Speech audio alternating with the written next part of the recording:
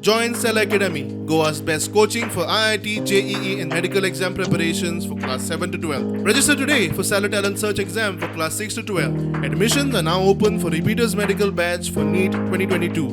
Chief continues झालो थोडं chief केलं there was a chief then आणि cross started now. Next occasion the cross will start on the matter is fixed on 20th of December.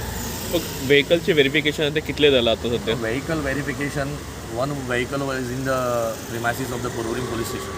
So last occasion the lawyers had said that they will go, but due to communication gap between the lawyers and the investigation officer, they could not able to go there and verify the vehicle. Now the second vehicle was brought here before the court. Now that vehicle we have verified. But now one more vehicle, it is two more vehicles is had to be because one is sold to some Kerala guy, they are saying. So actually they have to verify. There are always the conditions before on the release of vehicle that whenever they are needed, they have to be brought before the court. Now the vehicles are not here. You see, they are bringing them, it's fine.